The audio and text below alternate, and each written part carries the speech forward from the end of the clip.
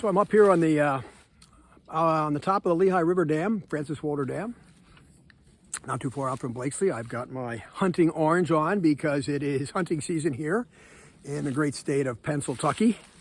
And although I am not exactly in state game lands, you never know when some yahoo might be walking around here with a rifle, and I don't want them to think that I'm Bambi. So transition time in the day, the sun's going down. Naturally, we've transitioned from fall into almost winter. It was 70 degrees a couple of days ago, and it is about 35, 40 degrees right now, hence the very delightful cup of hot chocolate. And so transitions. When the Lord calls us into transitions, there's a couple things that happen right off the bat. One of them is it's almost a death experience.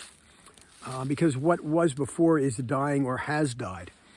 And there was a woman years ago, decades ago, her name was Elizabeth Kubler-Ross. She talked about the various phases of dying. The first one is a shock, trauma. The second one is depression. The third one is denial. The fourth one is anger. And then the last one is finally a transition into acceptance. And I think when people transition in their lives, or something happens in their lives where they find themselves in a new phase, that's very much part of that, is that grieving experience. And one of the things I sometimes hear from parishioners when they're going through that is they have a tendency to beat themselves up, like, what am I doing wrong? Nothing. This is part of life. This is a transition period.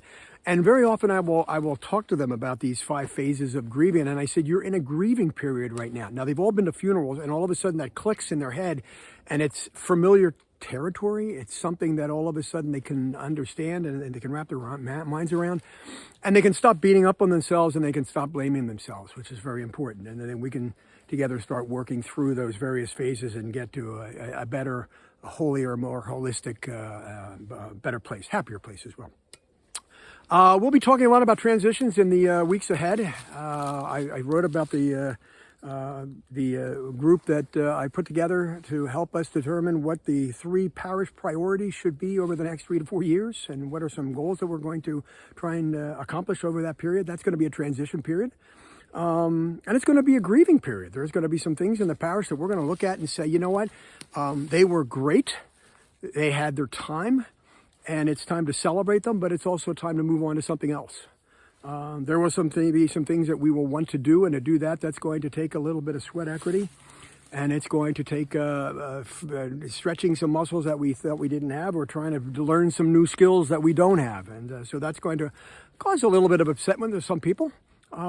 That's normal. That's part of life. That's part of growing. Transitions are messy, but I'm also excited about it. I'm also excited about moving into this new phase for the parish and for the diocese, and seeing what the Holy Spirit has in mind. And let's see where we go together as a great parish of St. Monica. God bless.